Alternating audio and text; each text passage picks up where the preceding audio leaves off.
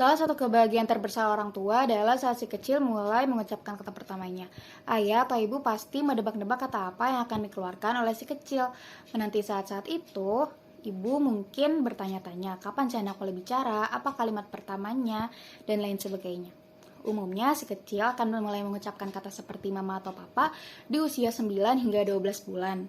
Namun, ada kalanya perkembangan anak dirasa tidak sama seperti anak lainnya. Anak belum bisa bicara di saat anak-anak seusianya memulai mengeluarkan kata. Anak terlambat bicara adalah salah satu jenis keterlambatan perkembangan yang umum terjadi. Ada beberapa penyebab anak terlambat bicara, mulai dari permasalahan dalam rongga mulut hingga gangguan saraf. Tanda-tanda perlu terapi terlambat berbicara. Keterlambatan berbicara atau speech delay pada anak terkadang juga dianggap sebagai keterlambatan berbahasa atau language delay, meskipun sebenarnya berbeda. Anak yang terlambat berbicara itu bisa berekspresi menggunakan kata dan frasa, namun pengucapannya sulit dimengerti. Berikut ini kami tampilkan secara rinci, yaitu tabel mengenai tanda-tanda anak perlu terapi terlambat berbicara. Penyebab anak dapat terlambat berbicara yaitu ada banyak faktor yang menyebabkannya seperti berikut. Gangguan rongga mulut seperti lidah, lipatan di bawah lidah atau tremulum pendek hingga langit-langit mulut. Gangguan pendengaran atau infeksi telinga minimum stimulan dari lingkungan.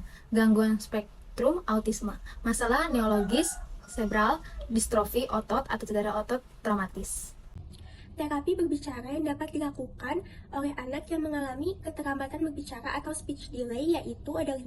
Yang pertama, membaca buku. Membaca buku dengan menyebutkan berbagai objek yang ada di buku tersebut dan melakukan interaksi yang baik dengan anak. Dan yang kedua, yaitu melakukan beberapa latihan dan juga melakukan repetisi supaya anak itu familiar dan supaya anak itu mengembangkan kemampuan untuk memproduksi bunyi. Yang ketiga yaitu meminimalkan penggunaan empeng kepada anak karena itu kalau misalnya terus-terusan akan kecanduan. Yang keempat yaitu membatasi penggunaan TV dan gadget kepada anak. Dan yang terakhir yaitu bermain dengan sedotan. Kegiatan menyedot air, kegiatan menghembuskan nafas itu bisa memperkuat otot di bagian mulut mereka. Keterlambatan bicara pada anak perlu diwaspadai agar anak dapat tumbuh dan berkembang dengan baik. Untuk terapi yang telah disebutkan dapat dilakukan secara mandiri di rumah atau konsultasi ke dokter dan ditindaklanjuti oleh fisioterapis. Untuk memastikan anak terkena speech delay atau tidak, maka perlu dilakukan pemeriksaan oleh dokter pada anak. Bagaimana keterkaitan kasus dengan dua materi di psikologi perkembangan? Sebagai seorang fisioterapis, kita harus memperhatikan beberapa hal jika mendapat pasien dengan kasus keterlambatan berbicara atau speech delay.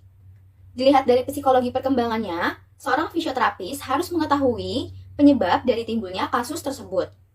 Kasus perkembangan ini disebabkan oleh dua hal, yaitu faktor natur dan faktor nurtur. Kedua hal ini mempengaruhi dan berkaitan antara satu sama lain. 1. Faktor natur, yaitu keterlambatan berbicara. 2. Faktor nurtur, adanya gangguan di otak, terutama di oral motor, menyebabkan anak mengalami masalah dalam mengolah suara. Hal ini perlu distimulasi dengan tepat agar otak bisa bekerja secara maksimal. Selain dari stimulasi, keterlambatan berbicara bisa terjadi ketika kebutuhan gizi berkurang. Jadi, memerlukan vitamin yang memiliki nutrisi memadai, seperti yang terkandung dalam vitamin otak generos. Anak yang memiliki kemampuan bahasa yang bagus, maka kemampuan kognitif anak juga akan berkembang dengan baik. Begitu pula dengan anak yang memiliki kemampuan bahasa yang rendah, akan juga mempengaruhi perkembangan kognitif anak. Ini berkaitan dengan materi yang membahas karakteristik perkembangan kognitif pada anak 3 tahun pertama. Seluruh indera tubuh di usia 3 tahun pertama mulai beroperasi dengan baik. Kasus keterlambatan berbicara ini yang membuat terganggunya tugas perkembangan usia prasekolah, yaitu belajar berbicara. Belajar berbicara memiliki tingkat dan capaian yang berbeda di tiap usianya. Dengan berbedanya tingkat capaian dan tertinggalnya kemampuan dalam berbicara, maka dari itu orang tua berperan penting dalam perkembangan berbicara di usia prasekolah 3 tahun pertama ini. Cara untuk menstimulasi anak agar tidak mengalami keterlambatan berbicara atau bisa dibilang speech delay, yaitu dengan perbanyak komunikasi dengan kata baku, membiasakan anak untuk membaca cerita atau dongeng, batasi bahkan hindari screen time, dan lain sebagainya.